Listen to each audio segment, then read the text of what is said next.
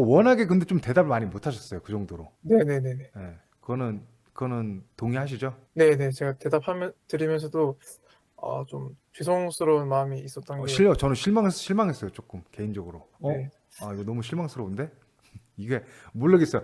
정말 이거를 삼매행 가서는 이렇게 하면은 안 됩니다. 진짜. 이렇게 하면은 네. 저는 안 뽑을 것 같아요. 왜냐면 안녕하세요. 이 모의 면접을 진행하기에 앞서서 간략하게 면접자에 대해서 설명을 좀 드리자면은 이 면접자는 기계공학을 전공해서 이분에 대해서 간략하게 좀 스펙을 설명을 드리자면은 그리고 학점은 3점 중반되고요. 그리고 영어는 5픽, IH 레벨이 있고 일반 기계 기사가 있는 정도.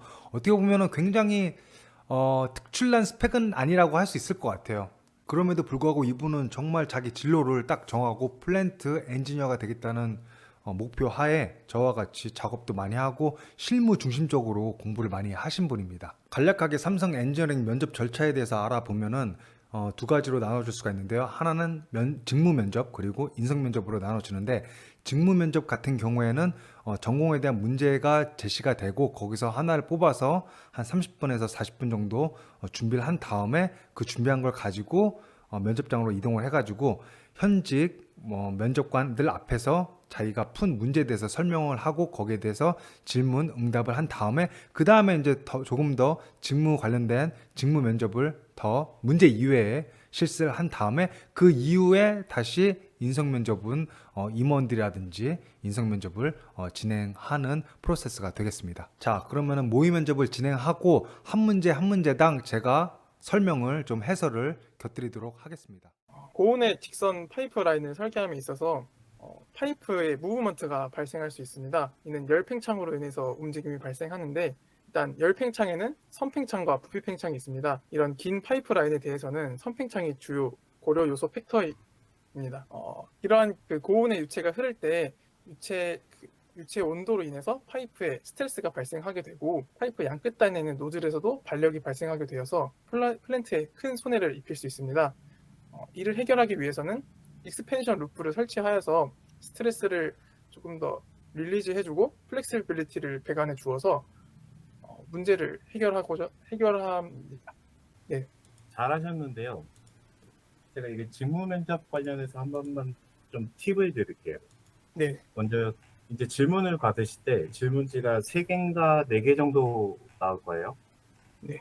그 중에서 하나를 집어서 1시간 정도 준비를 하실 거잖아요. 그죠? 네. 그리고 프레젠테이션을 10분에서 15분 하시고요. 네. 그러고 나서 직무 면접에 들어가거든요. 그러니까 네. 사실 PPT를 어느 정도 어떻게 발표하냐에 따라서 직무 면접 문제가 완전히 바뀌어요. 그러니까 PPT를 정말 이 친구 정말 열심히 알고 있고 열심히 공부했고 정말 성의 있게 발표했다에 대한 직무 면접 문제와 방금 말씀하신 거 있잖아요. 네. 한 1분 정도 말씀하신 것 같아요. 그렇죠? 네. 그러면 그 남은 시간은 다 직무 면접 문제로 들어갈 수밖에 없어요. 직무 네. 면접을 물어보시는 분들 실제로 팀장님들이거든요. 네. 그러다 보니까 이분들한테 어느 정도 본인이 발표할 때는 그러니까 어느 정도 스토리는 나와야 돼요. 최소한 5분에서 7분은 이거에 대해서 쭉 설명할 수 있어야 되거든요. 네. 근데 예를 들어서 본인이 문제를 봤을 때 이 정도 설명하실 수 있는데 거기를 이렇게 간략하게 설명하시면 안 되고요. 예를 들어서 한번 제가 보여드릴게요. 네. 방금 1번 문제요. 예, 제가 이 부분 한 번만 설명을 해볼게요. 만약에 진짜 본인이 이 문제를 선택해서 그 설계 팀장들한테 설명할 때 어떻게 설명해야 되는지 한번 얘기를 해볼게요. 같은 내용이거든요, 지금 설명하신 거. 네. 서멀 익스펜션이라는 건 사실 델타 L이죠. 네. 이게 어떻게 되냐면요. 저희가 흔히 말하는 그 열팽창 개수, 서멀 익스펜션 그 코에피션트죠. 이게 그 델타 T, 그러니까 온도 변화만큼의 비례해서 발생하죠. 네. 그 길이, 죄송해요. 이거 조금만 더 붙여서, 그쵸? 길이가 길면 길수록 팽창하는 비율로 가는 거기 때문에 더 많은 거죠. 네. 그죠? 그러면 열팽창이란 거는 열팽창 개수의 온도 변화, 이건 프로세스적인 요소죠. 이거는 머테리얼의 프로퍼티에 대한 요소란 말이에요. 그러니까 배경 라우팅에서 결정할 수 있는 거는 결국엔 이 길이밖에 없다는 거예요. 네. 그렇죠? 이거를 어떤 뭐 대학에서 딸딸 외운 공식 이런 식으로 말하는 게 아니고 여기까지만 와도 2, 3분의 설명이 되잖아요. 그렇죠? 라우팅에서 조절할 수 있는 거는 결국엔 길이 하나다. 본인이 면접을 보시면 이런 거 10분 동안 프레젠테이션 하실 거면요. 사실 여기 두께, 여기 길이를 B라고 하고요. 여기 H라고 해볼게요. H, 그리고 B, 그리고 두께는 귀찮아서 다 T라고 하겠습니다. 네. 그러면은 이 IX 관성 모멘트 값 계산하실 수 있으세요? 이거 12분의 1 BH 삼승 혹시 기억나세요? 네네. 그렇죠. 이런 공식 기억나시죠? 네. 여기에다 제가 한번 그림을 그려볼게요. 여기 부분. 사실 뉴트럴 엑시스에서 떨어진 거리를 D라고 하면은 이거는 12분의 1 BH 3승에다가 그쵸? 네. 거리의 제곱의 제곱이고요. 단면적까지. 그쵸? 이거 네. 정도는 계산이 나와서 단순히 어느 쪽이 IX가 더 큰가? 이거는 IY가 되겠죠. 90도를 했으니까. 그때 네. 그 프레젠테이션에서는 이게 단적으로 비교를 해주시고 왜 이게 더 클 수밖에 없는가를 정확하게 설명해야 돼요. 요거 5분 안에 나왔어요. 끝났어요. 본인 발표가. 그럼 어떻게 하시겠어요? 여기가 끝입니다. 라고 하실 거예요? 아니죠. 그럼 여기서 안 되면 그냥 모어 서클까지 들어가는 거죠. 그죠? 아, 네. 결국엔 이거 모어 서클로 해석하는 거잖아요. 그죠? T분의 P와 2T분의 P와 2배죠. 그쵸? 이거 모어 서클 이렇게 그려지거든요. 그쵸? 이것만 하나만 들어가도, 그쵸? 모어 서클까지만 가셔도 지금 5분 갈 거 7분, 8분까지 기술적으로 설명하실 수 있으신 거잖아요. 본인이 알고 있는 지식 안에서, 그쵸? 네. 네. 조금 더, 제가 이제 말씀드리는 거는 기술 면접에서는 분명 PPT에서 본인이 알고 있는 걸 하나라도 더 집어넣어서 발표를 하셔야 직무 면접이 편하게 갈 수 있다는 거죠. 비파기 검사, 혹시 이거 비파기 검사 한번 공부하셨나요? 학교 다니실 때? 그 공부를 했는데 완전 네. 암기식으로 좀 해서 약간 뭐 RT는 뭐고 UT는 뭐고 PT는 뭐고 MT는 뭐고 어느 상황에서 어떻게 사용된다 그 정도까지 공부했습니다. 어떤 예, 상황에서 사용되고 UT 하나만 한번 설명해 보시겠어요? 네, UT는 울트라소닉 테스트로서 시험체에 초음파를 보내서 시험체 내부의 불연속점을 찾는 시험 비파계 검사 방법입니다. 초음파를 사용해서 초음파가 반사되는 과정을 통해서 그 불연속점을 찾을 수 있기 때문에 복잡한 형상에 대해서는 초음파가 산란되거나 잘못 반사되는 수가 있기 때문에 복잡한 형상에 대해서는 측정이 할 수 없다는 단점이 있습니다. 하지만 장점으로는 바로 검사 결과를 확인할 수 있다는 장점이 있습니다. 자, 이제 직무 관련 심층 인터뷰를 할 것인데요. 원래는 이 질문을 먼저 하려고 했어요. 뭐냐면은 자소서에 배관 엔지니어가 되고 싶다고 하셨는데 다른 직무도 있는데 왜 이 직무를 지원한 이유가 구체적으로 무엇인가요? 라고 질문을 하려고 했습니다. 저는 이제 인성 면접 질문에서 이미 면접자가 대답을 해서 생략을 했습니다. 이번 삼성 엔지니어링 모의 면접을 준비하면서 특이하게 느낀 것이 뭐냐면은 지원 직무가 엔지니어링 대시하고 기술직 가로 열고 설계 조달 이렇게만 딱 되어 있는 거예요. 그러니까 설계에서도 내가 무슨 팀에 들어갈지를 정확하게 이 삼성 엔지니어링에서 구체적으로 적어 놓질 않은 겁니다. 이걸 보면서 왜 이렇게 했지라는 굉장한 의문이 들었어요, 개인적으로. 그래서 이분은 저와 같이 배관 엔지니어링 공부 및 작업을 해왔는데 기계과니까 합격하면 기계팀에 갈 수도 있고 배관팀에 갈 수도 있는 거죠. 그리고 또 뭐 조달 구매팀에 갈 수도 있는 거고요. 모르겠습니다. 그냥 설계 조달이라고만 삼성 엔지니어링에서 이 모집에서 적어놨으니 저조차도 잘 모르겠는 거예요. 어디 팀에 들어갈지는. 어쨌든 그럼에도 불구하고 이 면접자분은 정확하게 설계 중에서도 배관 엔지니어가 되고 싶다고 자소서에 딱 쓰셨고, 어떻게 보면 이건 리스크가 될 수도 있어요. 왜냐하면 회사 입장에서는 배관 엔지니어의 TO가 별로 없고 기계팀 엔지니어의 TO가 더 많을 수도 있잖아요. 근데 또 다르게 생각해 보면 굉장히 좋은 전략이다라고 할 수 있다라는 겁니다. 왜냐하면 일단 면접자 입장에서는 시험 범위를 줄일 수가 있는 거예요. 배관에 대해서만 공부하면 되니까요.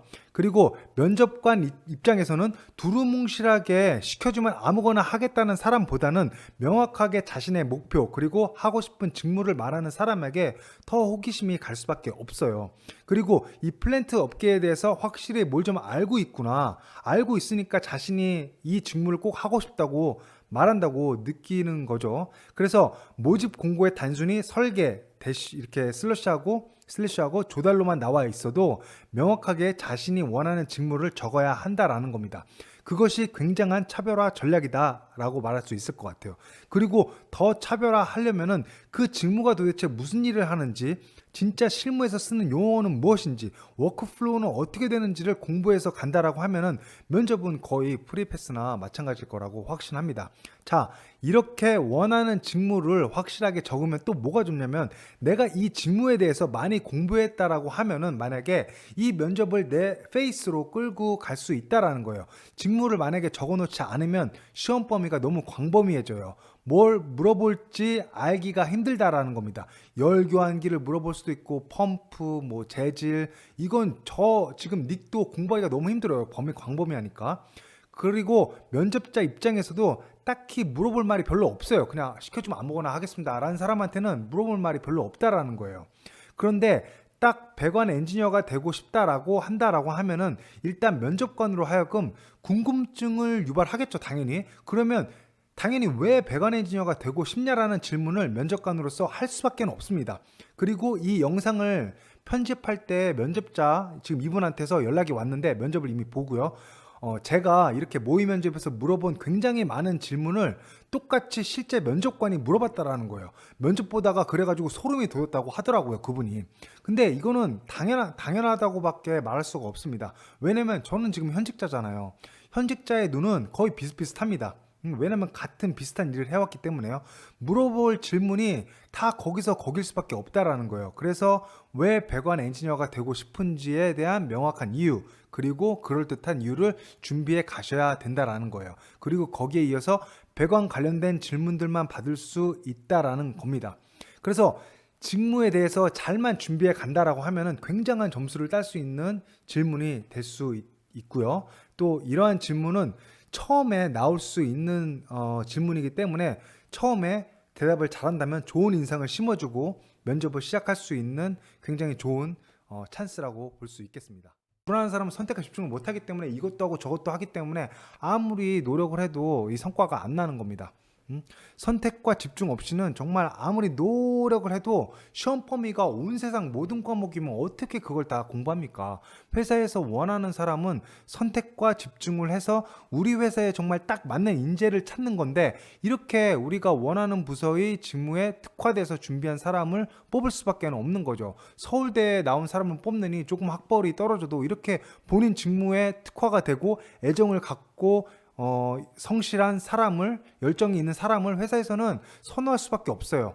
사실 회사에서는 서울대처럼 고학벌을 요구하는 업무가 거의 없습니다. 정말 고등학교 수준만 돼도 할 수 있는 업무가 대부분이라고 할 수 있어요. 엔지니어 업계에서도요, 심지어. 그래서 중요한 건 얼마나 이 사람이 조직에 잘 적응할 수 있고 직무에 진심이냐, 열정이 있느냐 라는 것입니다. 잘난 사람 필요 없어요. 묵묵히 그 자리에서 열심히 최선을 다해줄 사람이 회사에서는 필요한 겁니다.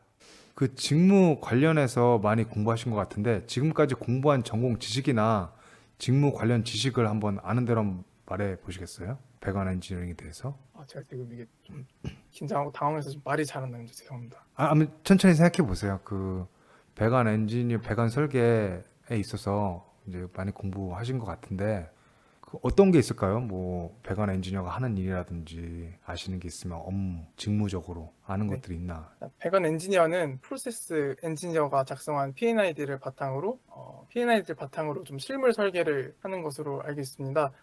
공장에 들어서는 장치들을 어떻게 배치하고 그 장치들을 배치한 것을 토대로 기계 부서 엔지니어나 철골부 엔지니어들과 협력하면서 플랜트 설계 전반에 참여하는 것으로 알고 있습니다. 알겠습니다. 자, 만약에 이 질문을 본인이 받았다라고 한다라고 하면 굉장히 그린라이트다.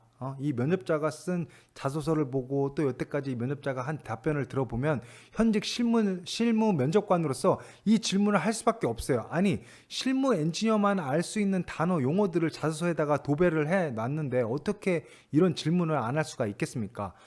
이제부터는 이 사람 도대체 실무에 대해서 어디까지 아는 거지? 라는 궁금증을 유발할 수밖에 없어요. 그래서 물어본 겁니다. 여기서 면접자가 잘 답변을 못했는데 여기서 더 그동안 실무에 대해서 공부한 내용을 말한다라고 하면은 정말 그게 사소한 것이라도 굉장한 점수를 딸 수 있는 기회가 될 것이다. 그래서 꼭 이 질문을 준비해 가야 한다. 왜냐하면 내가 실무를 더 알고 있는 것들이 있는데 물어보지 않아서 말 못한 것이 있을 수도 있잖아요. 그래서 여기서 더 어필을 해야 한다라는 겁니다. 여기서는 개인적으로 전체 배관 업무 흐름에 대해서 말한다라고 하면은 이 면접자가 국부적으로서 뭐 코드, 뭐 문서 이름을 알고 있는 게 아니라 시야가 굉장히 넓게 전체적으로 배관 업무를 이해하고 있구나라고 느낄 수 있을 것 같습니다. 이 흐름에 대한 것도 제가 영상에다 다 올려놨죠. 그걸로 공부하시길 바랍니다. 면접자가 아주 대답을 잘 해주셨어요. 배관 문서가 아닌 다른 부서, 공정부서의 문서인 P&ID를 바탕으로 실물 설계를 한다라고 했는데 업무 흐름을 말할 때는 다른 부서와의 유기적인 설계 연결을 빼놓을 수가 없거든요. 이런 걸 각 부서의 딜리버럴스 이름을 언급하면서 대답을 한다라고 하면은 바로 내일부터 같이 일하자고 할 수도 있을 겁니다. 아마 면접자가 저라면 바로 내일부터 나와라라고 할 것 같아요. 내가 엄청 바쁘면. 그냥 총평을 드리자면 물론 이게 모의 면접이니까 그래서 그러신 것 같아요. 좀 준비가 좀 너무 안 됐고 일단 네. 준비가 안 됐고 그리고 전자책을 공부하시고 해서 저는 이 실무에 대해서 많이 알 줄 알았는데 많이 모르시는 거야. 아직 많이 모르시는 것 같아 아직도. 네. 그리고 많이 모르시는 것 같고 그리고 말을 조금 많이 몰라서 그런지는 모르겠는데 말을 많이 잘 못하시는 것 같아요. 설명을 자기가 알고 있는 거를. 네. 그게 좀 총평이면 총평이다라고 할 수 있을 것 같고 그리고 또 질문에 대한 포인트를 조금 핀트를 못 잡으시는 것 같다라는 느낌을 좀 받거든요. 네. 네, 그래서 그런 거를 조금 준비해 가면은 좋을 것 같습니다. 네, 이 사람이 왜 이거를 질문했는지 리스트 보내드린 거 있잖아요. 그걸 보시면서 이 사람이 이거를 왜 질문했지? 했을까? 나라는 사람이 궁금하진 않았을 거 아니에요.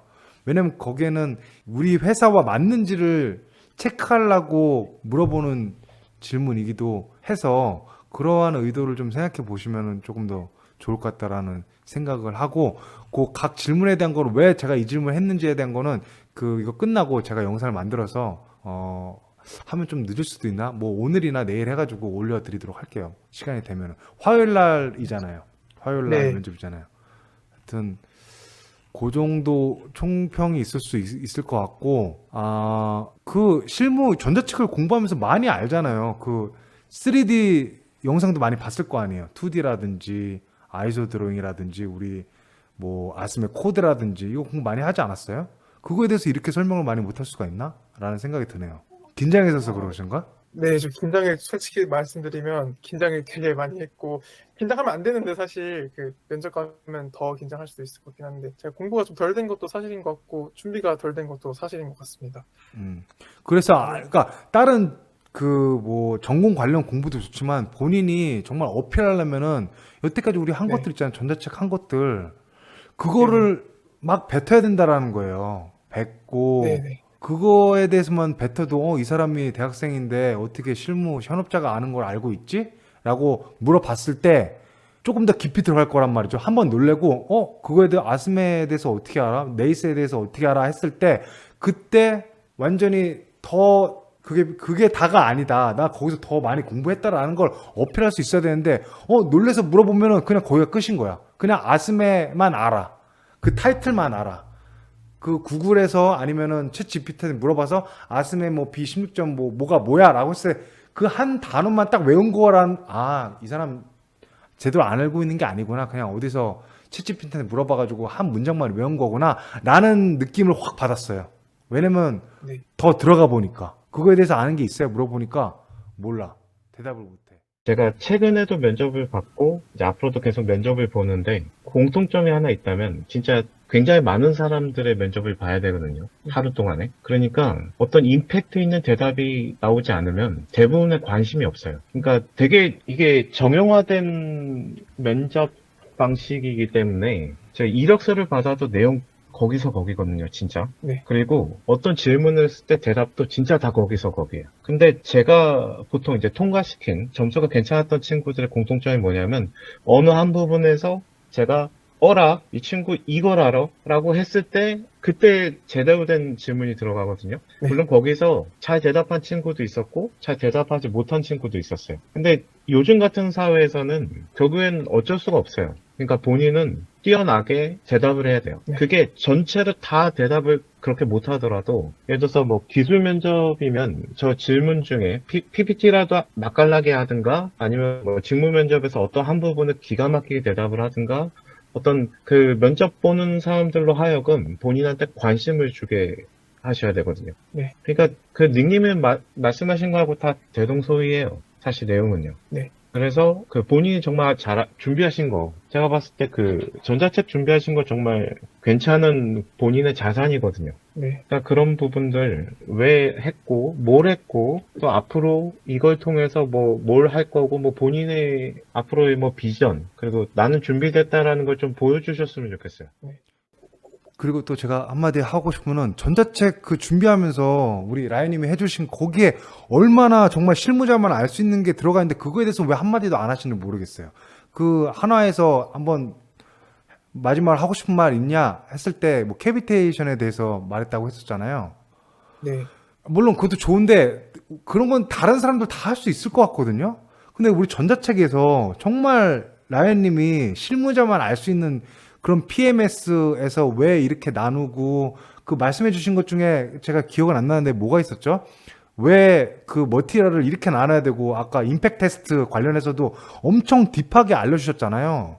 그거에 네. 대해서 PMS에 대해서 말하면은 정말 좋은데 그런 걸 하나도 안 말하고 왜 다른 사람들 다 똑같은 그 알고 있는 지식을 말하냐 이거죠. 지금 긴장하셔야 되는 게 이 전자책이 엄청 많이 팔렸거든요. 네. 그 머리 잘 돌아가는 사람은 아마 제가 말한 대로 할 거예요. 그런 다른 사람이 하고 있는 거 말하는 게 아니라 그 전자책에서 현직자가 알만한 것들을 달달달 외워가지고 아마 그거를 뱉을 수 있게끔 어떤 질문이 와도 그걸로 끌고 갈 거란 말이에요. 아마 전공 이게 나왔어도 이렇게 뭐 서멀 익스펜션 한 다음에 어떻게 해서든 끌고 가가지고 임팩트 테스트라든지 뭐 그런 거를 저 같으면 그럴 것 같거든요. 그리고 제가 많은 사람들 만나보면 머리가 잘 돌아가는 사람은 그런 임팩트 있는 것들을 달달달 공부한 다음에 전자책에 있는 거를 무조건 그거를 내뱉는단 말이에요. 근데 지금 말한 거 보면은 그냥 전자책도 하나도 안 보고 그냥 일주일 전에 준비한 사람이랑 별반 다를 게 없어 보여요. 네. 뭐 아스메 이런 거 말하는 거는 제가 보기에는 웬만한 다른 사람도 말할 것 같고 요즘에는. 근데 거기서 제가 추가 질문을 아는 게 뭐가 있냐라고 했을 때 뭐 파워 파이핑에 대한 거고 플랜지에 대한 겁니다. 이거는 네이버만 찾아도 다 나오는 거거든요. 그 임팩트 있게 거기서 아무도 이런 거는 내 경쟁자 중에 아무도 못할 답변을 해야지 임팩트가 있다라는 거예요. 왜 네. 전자책 한 거를 이용 못하셨어요? 워낙에 근데 좀 대답을 많이 못하셨어요. 그 정도로. 네네네네. 네. 그거는 동의하시죠? 네네. 제가 드리면서도 좀 죄송스러운 마음이 있었던 게. 저는 실망했어요. 조금 개인적으로. 네. 이거 너무 실망스러운데? 이게 모르겠어요. 정말 이거를 삼매행 가서는 이렇게 하면은 안 됩니다. 진짜 이렇게 하면은 저는 네. 안 뽑을 것 같아요. 왜냐면